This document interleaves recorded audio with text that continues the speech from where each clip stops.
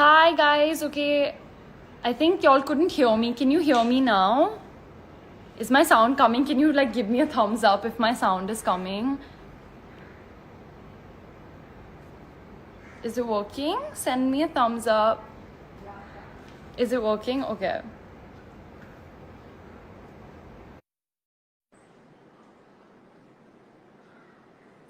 Sorry guys, I don't think y'all could hear me. There was like a bit of a technical difficulty, but I hope you can hear me now. I'm just waiting for James to connect. Hey, Hi James, hi. how you doing? I'm good. How are you? Good, thank you. It's very hot here today. It's really hot here too. Yeah. I had like a bit of a problem. I was like talking for like 5 minutes and no one could hear me, and I didn't realize that, and I just went on talking. I know. Like, I was listening and then it went, and I thought it was my phone. yeah, I was like, is it just some people's phone? But then everyone was saying it, and then I freaked out. I was like, oh my god, this is like my first interview. I don't want to mess up. And then I just had like a 5-minute meltdown, but I'm back now. You're back. Yes. How have you been? What have you been doing? Good, thank you. I'll show you my dog. I've been walking. We got a dog a few months ago. And Oh this is really? what Oh, I'm doing most of oh the my god, time. oh my god, look. Oh hi, mate. Oh hi. They're both just sleeping and they can say hi to each other. Yeah. Astro.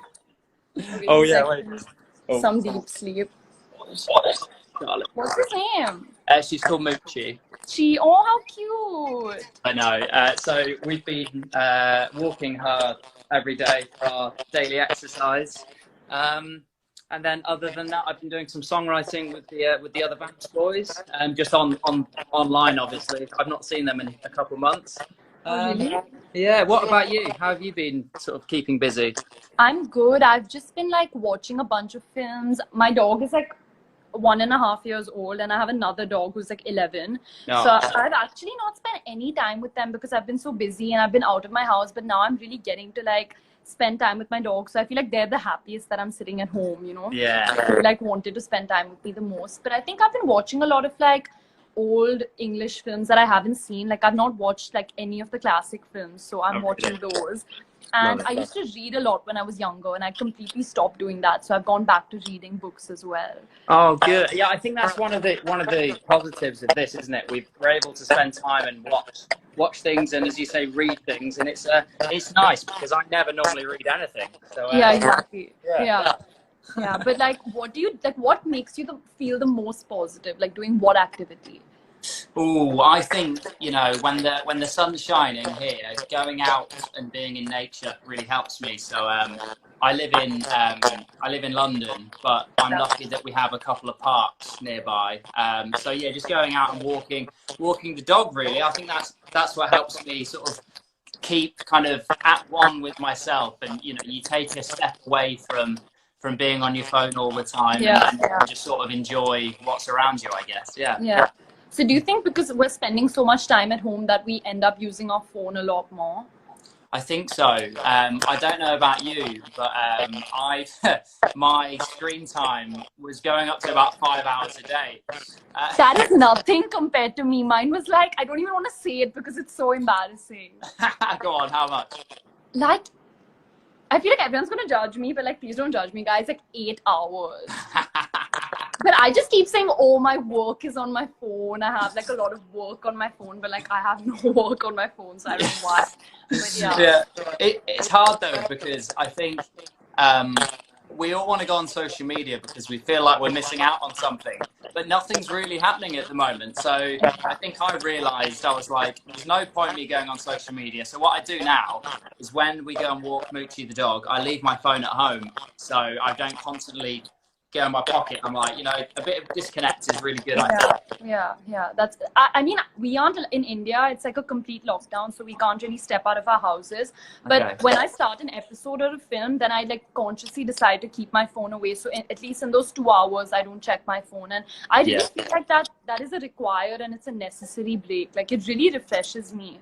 And like I keep thinking when I put my phone away that I'm gonna come back to like 100 messages and like 10 people are gonna call me, but like there's really nothing happening. Yeah, and I think it's good to to not let it take over your life at the moment, because I think, you know, we don't have a complete lockdown like you guys have. Like, we're allowed to go outside, you know, for that one bit of exercise a day. But I think if you're not careful and you're spending 8 hours on your phone a day, you can kind of feel quite negative, I think, because if you're constantly looking, like for me on my Instagram, the things that I follow are dogs, people riding their bikes, and cars.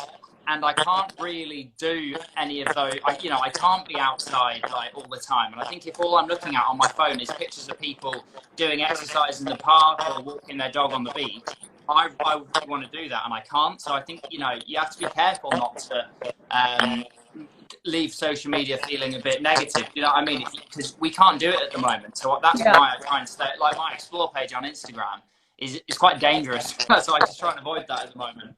Yeah, no, but that's actually such a good thought, that like you should like not be following things on Instagram that kind of put you into a negative mind space. Like, you should only follow things that inspire you or make you feel positive, because it can really clutter your mind when you just are constantly scrolling and seeing things that kind of put you in a bad mind space. Yeah, absolutely. And sorry, carry on.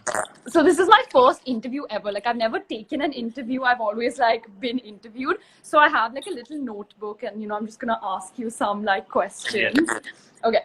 So my first question is, what has your experience been? Like, have you been bullied online or like in real life ever? What has your experience been?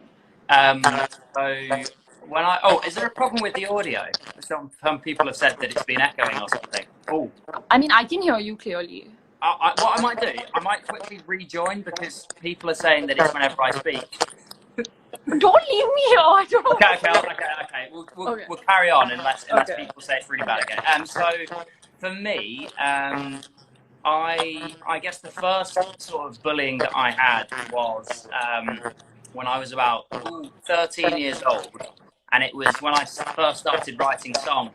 And I grew up in a place on the south coast of England that was very, it was very sport related. So everybody played football and rugby. Oh, people are saying my voice is cracking. Oh no! Oh, do you want to join back? I'll like entertain. Yeah. Okay. Okay. I'll quickly rejoin. One sec. Okay.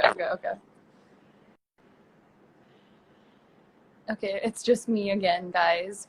So do y'all have any questions for me, or do y'all want me to ask James anything? I can quickly put it down in my notebook. Hi, Roman Empire 005. Thank you. Hi, Sun says hi. I say hi back. Hello. 1 second. Hi, she who must be not named. Hi, Neeral. Hi. Do you all want me to ask him any specific questions?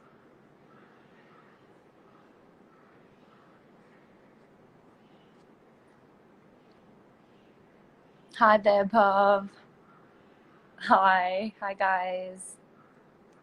Okay, I hope you guys like this, because it's like my first interview ever. I've never asked anyone any questions, so I'm like a little bit nervous, but I'm trying. Okay, wait. I'm gonna try and get James back.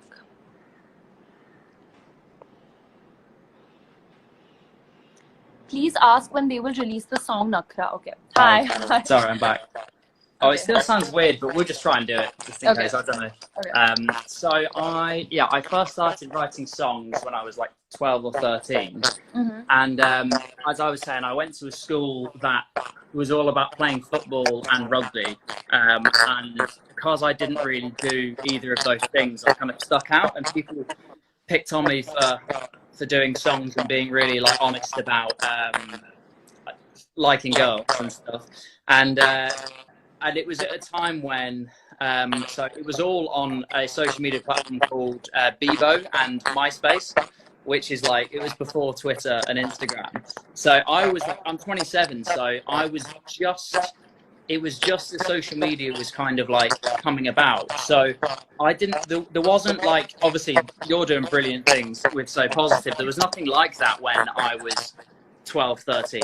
So when I first started getting messages from people saying that they thought my music was rubbish and that it was basically every day I get sent messages from people that I didn't know saying that I was rubbish, and I didn't really know what to do. It felt really, really lonely, and it was cyberbullying. But as I say, we didn't know what cyberbullying was. So that was the first thing.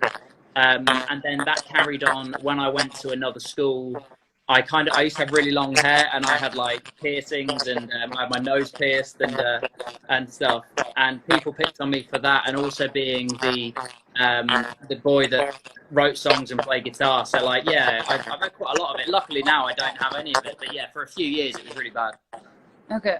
So how do you feel like you handled it at that time? Because obviously you were much younger. So what steps did you take to kind of deal with it? It was, as I say, it was a really different time. There was no one there that was saying you are being cyberbullied. It was just one of those things that I think people just said, oh, it's part of life, which obviously it's not. But so for me, I dealt with it by, I guess, like social media, we always say is the root of loads of these problems. But actually, for me, on my social media, I was able to reach out to other musicians, and I would speak to other musicians, and it would give me a confidence in knowing that what I was doing wasn't rubbish, luckily. So I guess having that community around me online really helped. And then also I had friends and family that really liked my music, which is really cool. So I guess, what I wish I'd had though is a community, that like So Positive, where I could be like, oh, okay, I'm not alone. This happens. And it could help me get out of that. But there was nothing like that. So really, I just, I had a few friends, but also when the people that I was at school with that were bullying me, they were a couple years older. So when they left the school, it stopped. So I was so lucky. Yeah. No, but I like what you said. I think it's really important to be able to share what you're going through, because I feel like when you're going through something like that, you often feel like you're alone and you're like the only person who's facing it. But there's actually so many people out there who are going through the exact same thing as you. And maybe, I feel like when you have a problem and you let it out and you actually tell someone how you feel, you yourself feel a lot lighter. It can actually make you a lot more positive when you kind of take out that bitterness or that hate from your body. So I think when you're sharing your problems, it just makes you feel much lighter. So I think that's one of the things that we aim to do with So Positive, was just to like create like this positive atmosphere and this community where people could share what they're going through and just not feel like they're alone. I think that's really important. And I feel like people like undermine telling something to their parents or telling a teacher or a counselor or even a friend. I think it can actually just be anyone, but just sharing with someone can just make you feel lighter in general. Absolutely. I think, sharing it with other people is so helpful, because you also realise that there are other people that are feeling it too. And I think the horrible thing about bullying is you can feel very lonely and that you are the only one. But actually, speaking to people, as you say, it does kind of lift the load off your shoulders. Yeah. But do you feel like it's shaped you in the person that you've become today? Do you think it's kind of made you the person that you are? I think so. I think, we learn a lot about ourselves as we grow and get older. And obviously at the time it was awful, but now I'd like to think, it took me a long time to get over it. So I was very underconfident for years, and I really struggled to like look at people in the eye when I spoke to them, and I got quite embarrassed about performing my music to people for a while. But I think, now especially, we're both lucky that we have positions of influence where we can help other people now. And I think going through those things has helped me hopefully be a lot more compassionate to people and be more open to listen to people, because I really wish that I had someone that had listened to me back then. Yeah. But do you think it's like it influenced your music in some way? Do you think that it's not like it's kind of inspired what you've written? Have you written music when you felt like you were being bullied? Did it like inspire you, or was it like a gateway for you to write something? Yeah, definitely. I think I'm just going to try and put these headphones on because people are saying that the audio is weird. One sec. Okay. Is my voice better now to people that are listening? I mean, for me it was like always okay, but guys, give a thumbs up if you think his audio is better. Okay, someone give a thumbs up, so I feel like it's better. Okay. It's really crackling for me. Don't know. Well, okay. I look so silly now. So yeah, I guess like going through what I did really helped me be more honest and open about how I feel. So definitely as oh God, sorry, why is it crackling in my head? So No, yeah, no, it's as a good now. Everyone's sending like thumbs up, so it's good. oh no. Okay, good. So I guess for me, especially being like a boy growing up, I don't know again what it's like in India, but in the UK, a lot of men, well, boys are kind of told to not really speak about how they feel when they're sort of teenagers, and everyone says, "Oh, it's fine, just get on with it, don't cry." So I think going through what I did and then being able to speak about it really helped me now with my songwriting, because it means that the songs that we write in the Vamps are completely from the heart, and I can be like, no, like actually, if I'm having a rubbish day, I will say that I'm having a rubbish day, and that's fine because we all have rubbish days. And I think, yeah, the whole process of being like bullied made me think, you know what, you can't keep things, as we said before, we can't keep things inside. We have to open up, and that, yeah, definitely has helped me in the songwriting process. No, but I completely agree with you, because I feel like even when I was in school, I was always clear with what I wanted to do. Like I always knew that, like, I wanted to be an actor and I wanted to focus on the arts. So, be it like singing or dancing, I was always more inclined towards that. And I also had these moments of doubt where I was like, okay, why am I not like everyone else? Like, why do my friends want to be like doctors or business people and I want to do something different? But I think I think like the arts and picking up a hobby or something that you're actually so interested in can actually help you like remove your emotions in such a cathartic way. Do you know what I mean? It can really like just help you emote so much better. Like I don't know if that makes sense, but yeah. Yeah, definitely. I think being able to do, anything artistic is a really good way of, one, kind of escaping a lot of the things that some people go through, but yeah, to vocalize it in a different way. Because sometimes, like, one thing that I found beneficial was it was quite hard for me to actually speak about struggles that I might have, but then writing songs about it is, as you say, cathartic. It's a way of releasing it in a slightly scarier way. No, sorry, slightly less scary way. Less scary way, yeah. Yeah. So, what do you feel like? Do you feel like there's this difference between constructive criticism? Like people sometimes can, say something really hurtful and they could be like, oh, but we're just giving you feedback, or we're just, giving you constructive criticism. So what do you feel like the difference between that is, and where do you think people can draw the line? Yeah, so there's something in the UK called banter, which I don't know if you guys have that. No, yeah, we have it here as well. Yeah. Okay, cool. And I think there's a fine line, because all the time, I see it on Twitter especially all the time, people say like really horrible things, and then when someone replies, they say, oh, it's just banter. Yeah. And I think that's the problem with social media half the time. A lot of people don't realize that things can be taken in loads of different ways. So someone might say, when the Vamps releases like a song, and someone says, oh, I don't like it. You could have a million people say that you like it, but then if that one person says they don't like it, it's just like, I will look at that one person and be like, oh no. And I think that is the problem with social media, is when you read comments, you don't, it's not like you're actually hearing how they're saying it. So sometimes people can be sarcastic, like we could have a conversation now and be like, oh, that's a nice thing. Like, and you're obviously like joking, but have like messing around. But if you read it like that, you don't really see it like that, do you? So I think that's one of the biggest problems. But it is very easy to be drawn. I don't know what it is about us humans, but we always want to get drawn to negativity, don't we? It's almost like all the positive on social media, for me, for years, I would just ignore it and find that one comment and I'll be like, oh.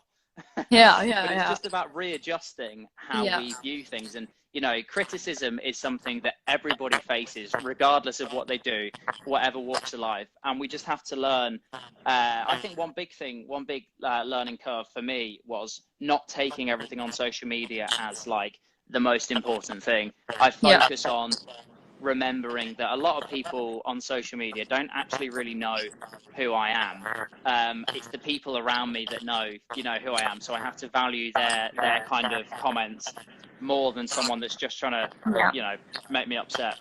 Yeah, I feel like they're just like these nameless, faceless people who we've not even met or, you know, interacted with. And they could actually be, I believe in being empathetic towards them as well. Because I feel like maybe that there's something happening in their life, or maybe they're going through some hardship and then they come and just spit out that venom on social media. So I agree with, I feel like you should even give love back to those people, because I feel like maybe they're the ones who need it the most. You know, maybe if you give them love back, they could probably change, and, you know, they need that and they're lacking that in their lives. And I also believe, like, I feel like the way I deal with it is just switching off completely and then spending time with people who actually love me and, you know, who are looking out for me, like my family or my friends. I think that's the best way to just, you know, snap back into reality and just have like a face-to-face conversation. I feel like people have gone so much into technology that they forget that there's like a real world out there, which is so much more important. Absolutely. So another question is, do you read all the comments that you get? No, I used to. So as I said before, I'm 27 now, and we started the Vamps when we were 17, 18. So when we first started releasing music, I was obsessed with reading everything. I would like go through the pages and I'd be like, oh wow, this is amazing.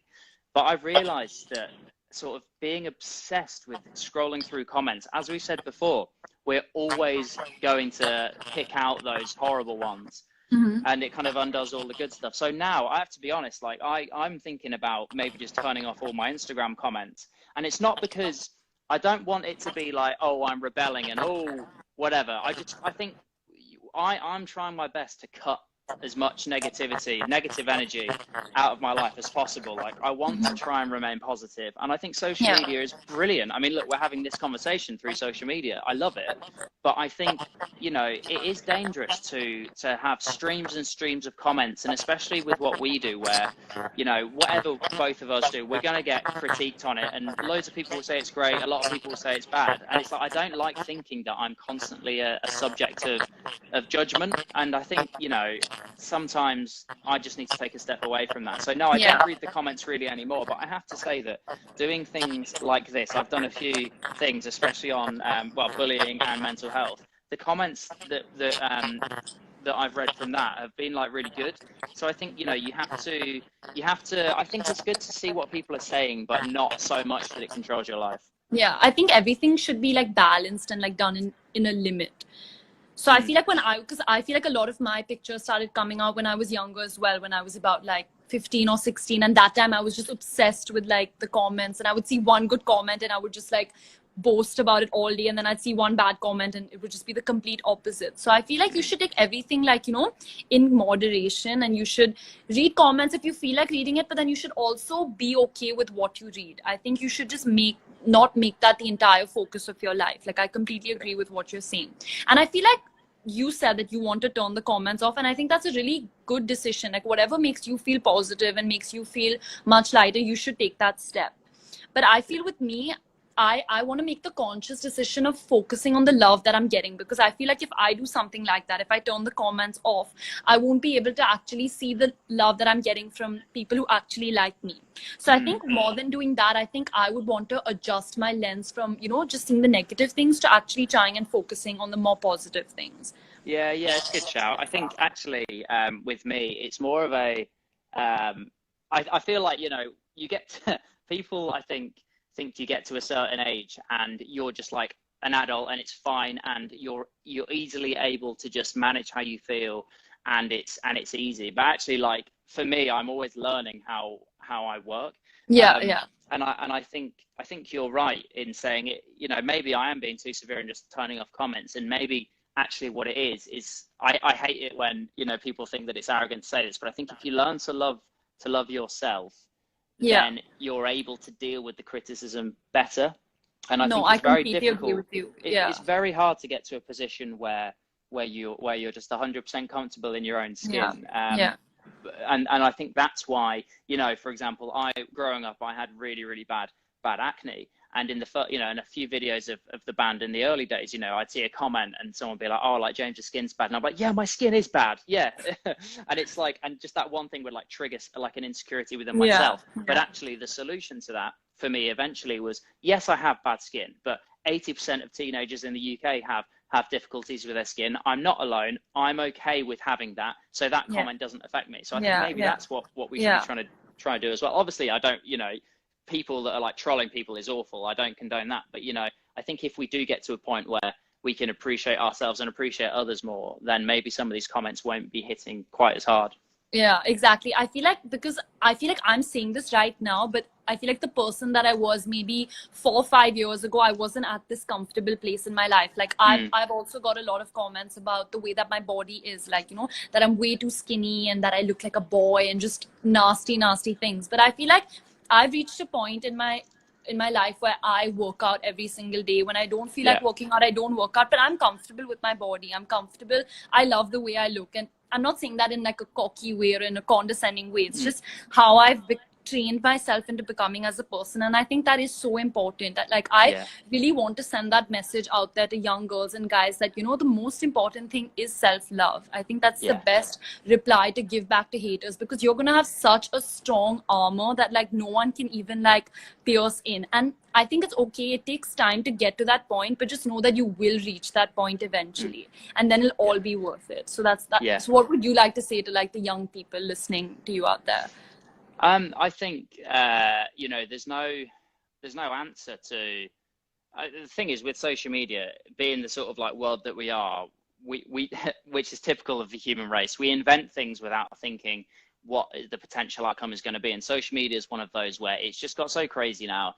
Everybody has it, and it's going to be really hard to regulate. So I think instead of, it definitely in the UK, we're trying our best to clamp down harder on social media companies to be accountable for allowing harmful content to go on the internet. So that's one thing. But I think also at the same time, we need to realize that it is down to us individuals to try and endeavor to have a safer community online and a more positive community online.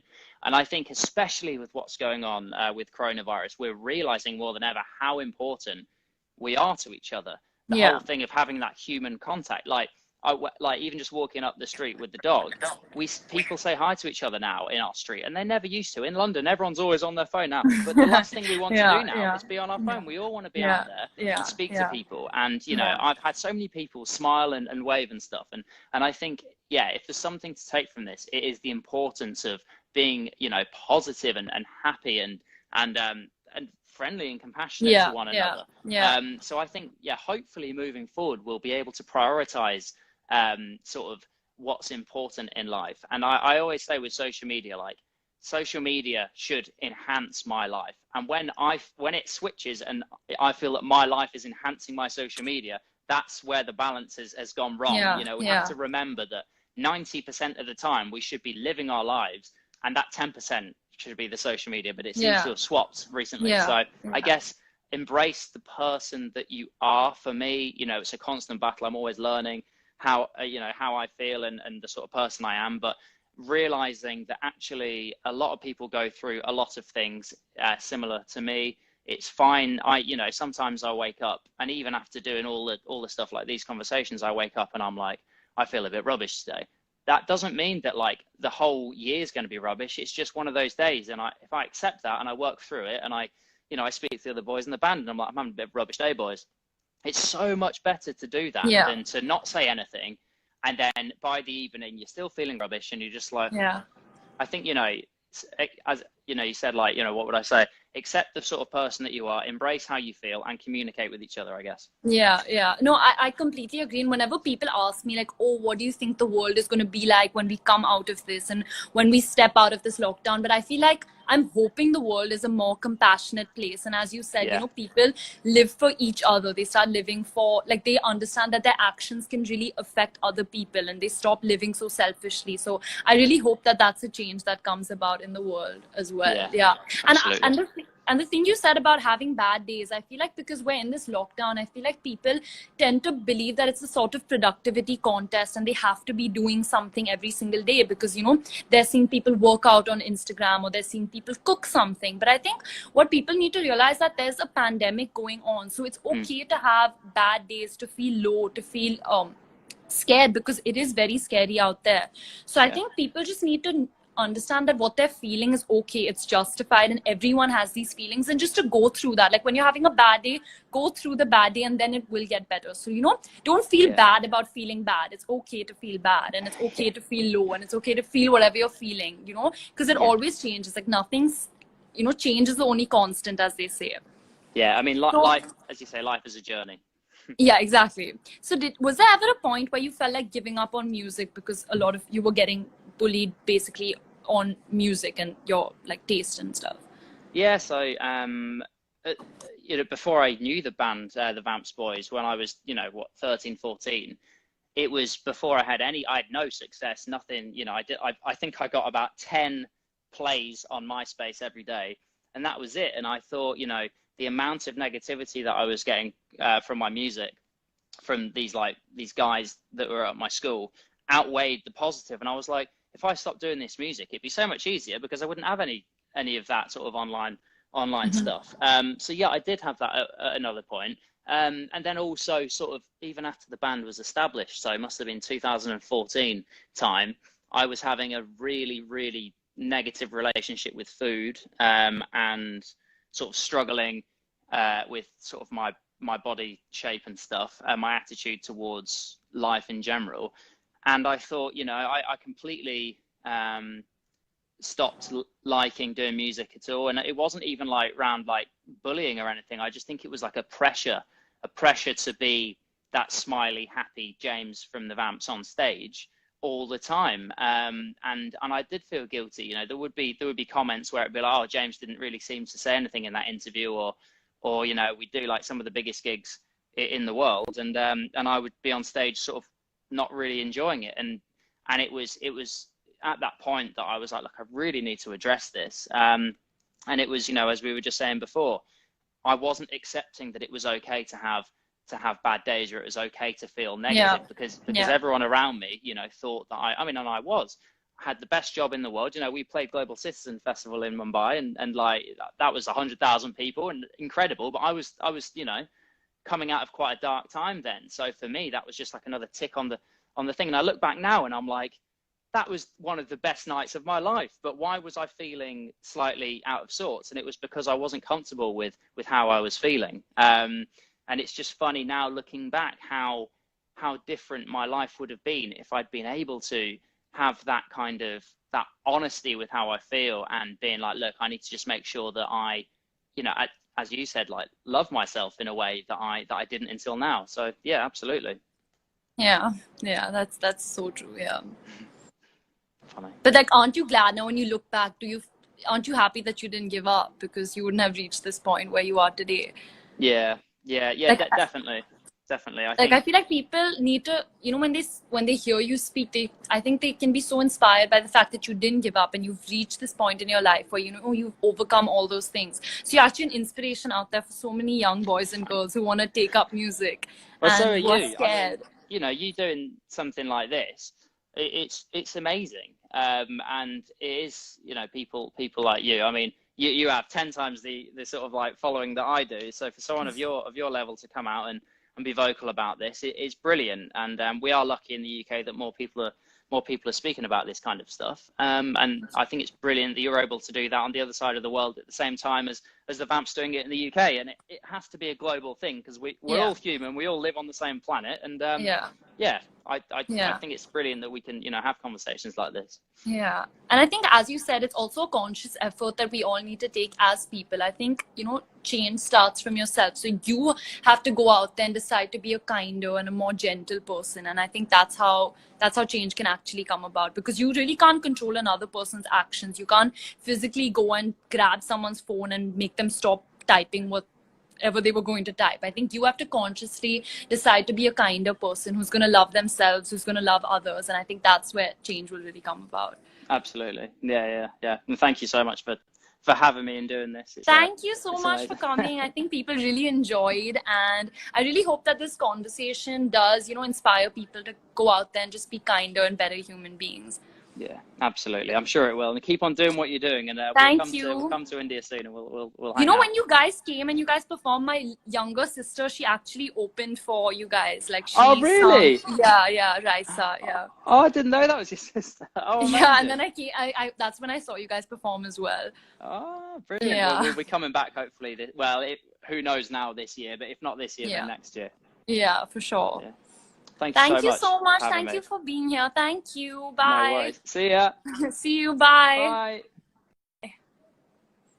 Okay, thank you so much, guys, for tuning in. I hope you guys liked the conversation and it makes you want to be kinder and sweeter and love yourself. But just stay home, stay safe, and lots of love. Bye.